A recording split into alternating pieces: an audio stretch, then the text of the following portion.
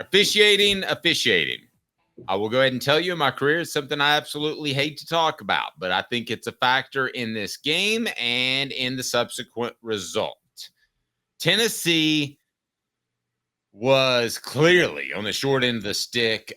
Fouls called, free throws shot, and part of that was Edey, but part of that has to be officiating when it's that lopsided.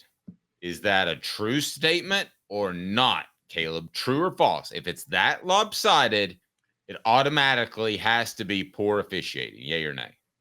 No. That's not how basketball or any sport works. When one team is more penalized than the other significantly, that does not always reflect officiating. And people who... You guys, this has been Edey all year. He's been shooting tons of free throws every game. Now, if it was bad officiating, you could maybe say this was an anomaly. Now, you could say that people in college basketball don't know how to officiate Edey across the board, but again, everybody's been calling Edey this way. So you would have to say that there's some conspiracy to get Purdue to the Final Four. Guys, Purdue's not a fun team to watch. If there was a conspiracy, they would not want Purdue in the Final Four. They're not good basketball to watch. I don't think it's a conspiracy. I just think he's incredibly tough to officiate on both ends of the floor because he's that big and that physical. It's kind of the Shaquille O'Neal who somebody mentioned on the message board. It was very difficult to officiate him. I mean, you could call an offensive or defensive foul every time Edey touches the ball, right? Yes. Either somebody's hitting him or he's dropping his shoulder and backing into somebody. He probably is fouled twice as many times as he gets called for. That doesn't take away from Tennessee's gripes about the officiating. Here was my gripe about the officiating. You offered something up this morning, and it doesn't completely dismiss my gripe, but it changes it a little bit. It looked like he was camped out in the paint. He looked like he was absolutely camped out in the paint. 3-second rule. I don't think it was called one time, but he just looked like he lived down there. And there is a 3-second rule. I'm not okay with what Caleb's about to tell you, and that doesn't make everything right in my mind, but explain the difference between the NBA and college. Yeah, so people need to understand, because I saw this on Twitter a lot, the 3-second rule, because that's where a lot of people are mad. In college basketball, first off, let's get this out of the way. There's no defensive 3 seconds in college basketball. So while offensive players can't camp out in the paint, defensive players can camp out in the paint. So right. To neutralize that, what they've always said is if you step 1 foot outside of the paint, or if you lift a foot in the paint, the defensive 3 seconds resets. Or the offensive 3 seconds, resets. So in the NBA, you have to have both feet outside the paint planted, correct? Correct. You cannot have 1 foot in the paint. You can't have 1 foot planted in the paint for 3 seconds in the NBA. Well, you they cannot need have to 1 change, foot planted. They need to change that rule, not just because of Edey, because it would open up the game more. I agree, but to change that rule, they have to add defensive 3 seconds in college basketball too. And they haven't added that. Okay, I'm fine with that.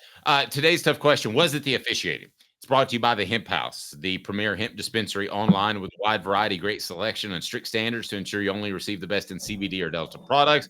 Go to Hemp House Chat with 2Ts.com, Hemp House Chat with 2Ts.com, or use the promo code HOOKED for 10% off. Hooked for 10% off on all that premier hemp dispensary products right there at the Hemp House Chat with 2Ts.com. Was it the officials' fault? I'm going to say yes, which I never say, but I mean big picture. I don't mean just the dudes that were running up and down the court on Friday,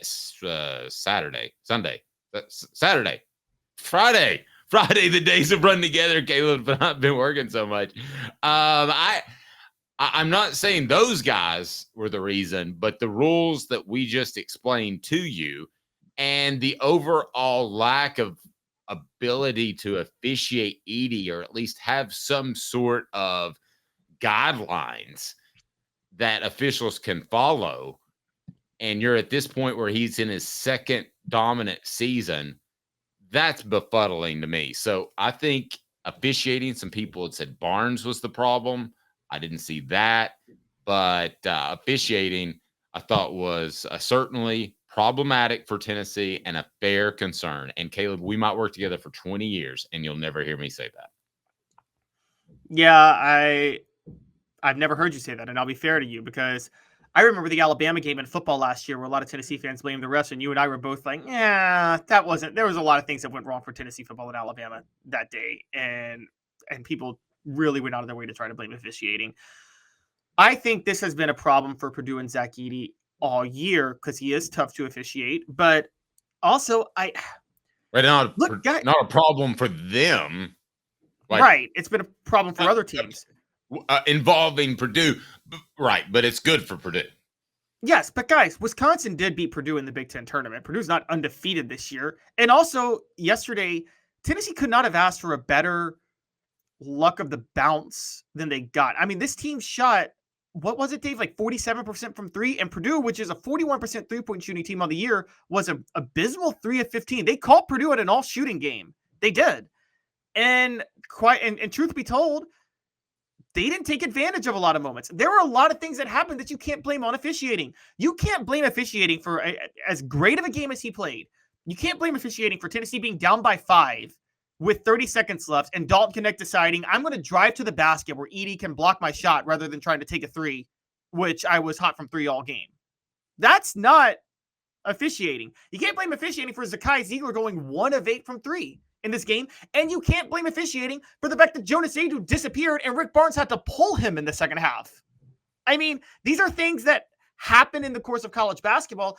I think the big problem was, and by the way, for those who keep bringing up Toby Awaka and the foul trouble, guys, Toby Awaka's had foul trouble all year. I love Toby. I think he's a tough guy. He fouls all the time.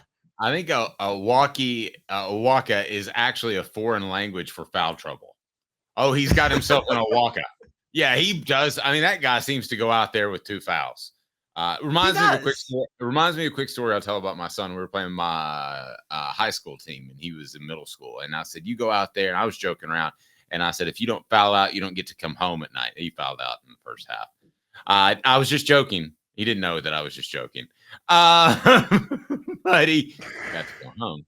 That was terrible, terrible. So, all right. So where are we with the poll question? As that does involve officiating, you can vote on our YouTube page. So go ahead and give me that. The poll question today brought to you by our good friend Rick Terry at Rick Terry Jewelry Designs. They want to be your jeweler looking for affordable game day jewelry. How about the Fire Opals? That's a Tennessee tradition. Go to rickterryjewelry.com. So set up the poll question. What do we got on there, Caleb?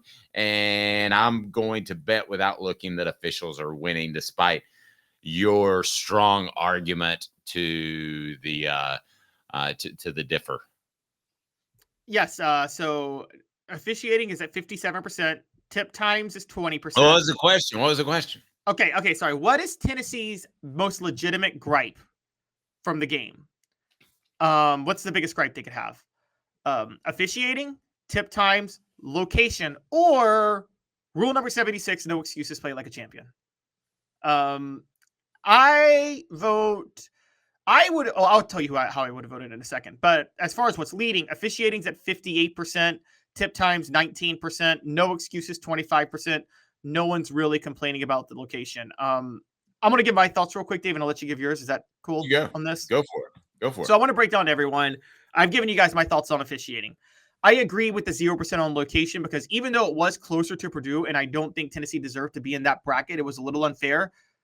Tennessee has way more fans than Purdue. It's not like Detroit's across the country from Knoxville. Tennessee fans could have made a better showing in that game. I think battered Vol syndrome kept a lot of people from going to that game, Dave, because people just didn't believe that Tennessee. There's too much evidence that Tennessee flames out in these type of moments. So there's that. I got the feeling going into that people were optimistic and almost, I thought, just the people I rolled with, I almost thought they were too confident. But that there is that better syndrome. Yeah, there is, and particularly with Barnes. And I do think tip times is a legitimate gripe.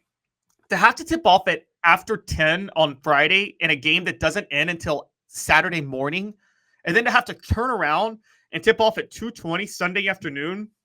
And for the NCAA to do that, also they can get Duke and North Carolina in the main CBS slots.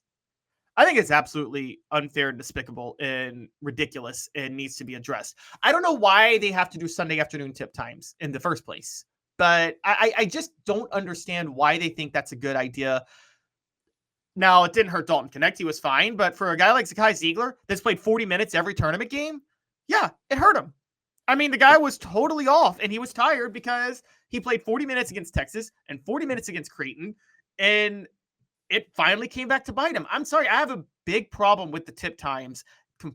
That is the biggest gripe Tennessee fans have. They should be screaming to the high heavens about how unfair that is, the tip times.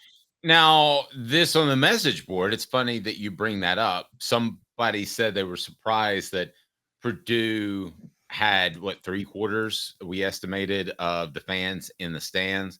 So when you say tip times and location and some of those things, you're basically referring to the fact that Tennessee did not have any semblance of a home court advantage, correct? That was a road game. That was a straight up road game. That's kind of all included in what you're arguing.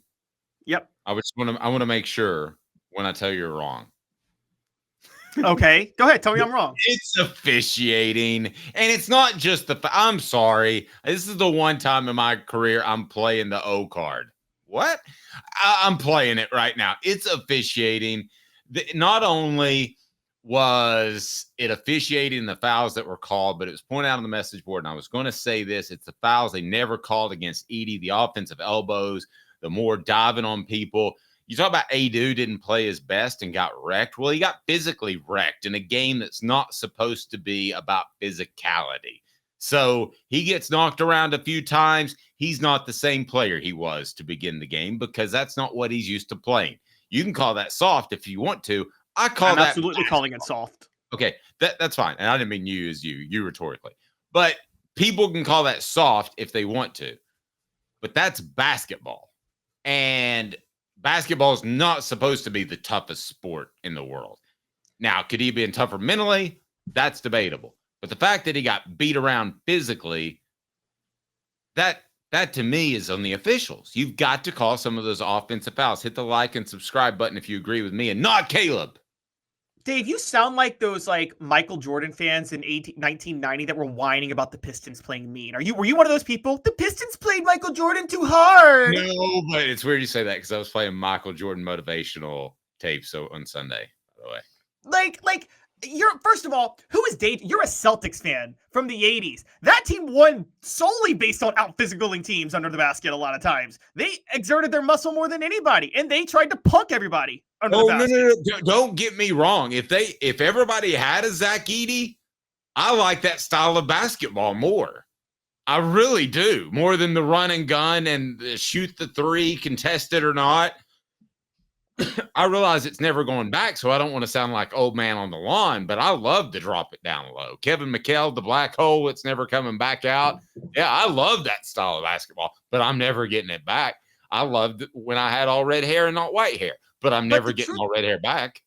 Well, if some team has figured out a way to score that way in this era and it's working, the onus is on you to try to adjust to it. And I'm sorry if Jonas Adu is too soft to be able to say, oh, he's played me too hard. Let me just take myself out of the game. Okay, I'm sorry. I don't respect that.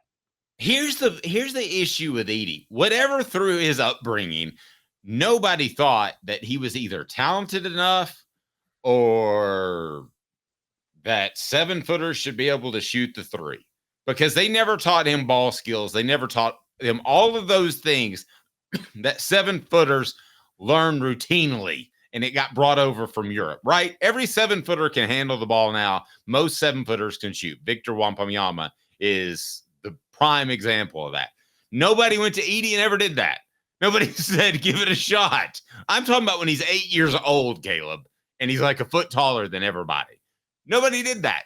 They had an old-fashioned, old-school coach, put him in the post, and that's not what basketball is nowadays. And it was like a square peg in a round hole.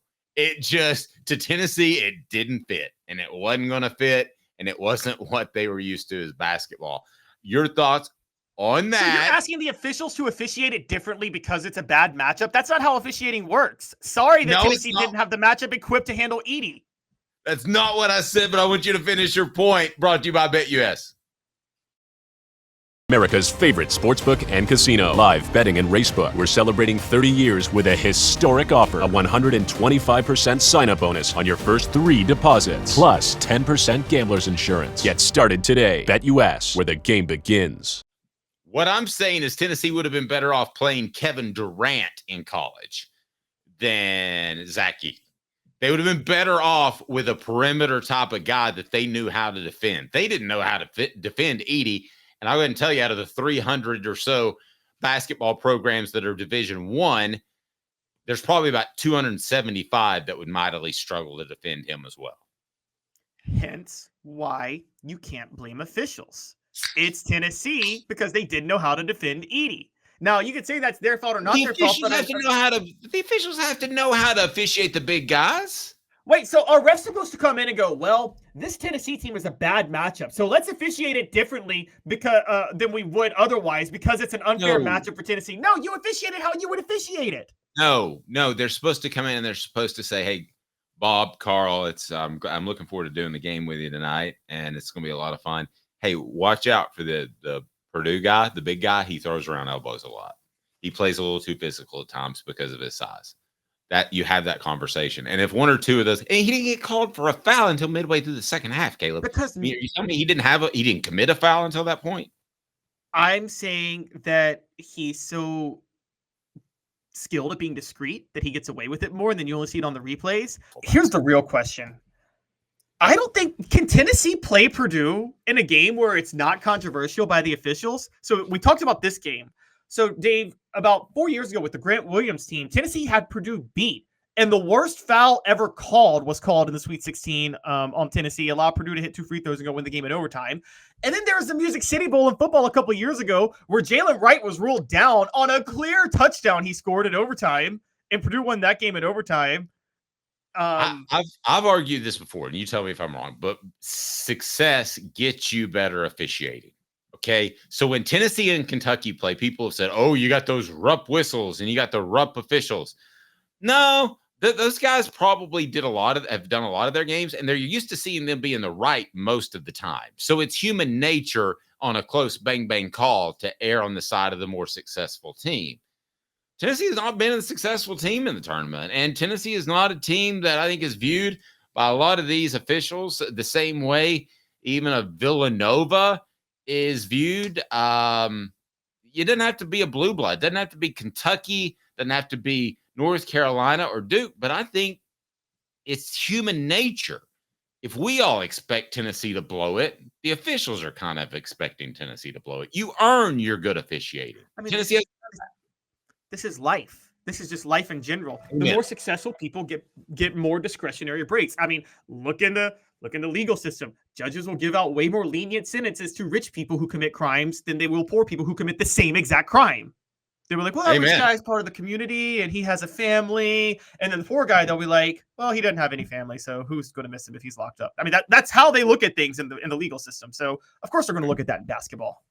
I mean, heck, in the legal system, you'll have some of those rich dudes say, oh, I need to file a motion for pickleball courts. I need to be sure to have pickleball courts at my minimum security prison because I've really picked up pickleball and it helps my hip. And I don't want to have an artificial hip. So I need pickleball. Motion for pickleball, Your Honor. Motion for pickleball. That's exactly what will happen. How many people are in prison for welfare fraud, but Brett Favre is out here walking around just, whatever, just hanging out. Yeah.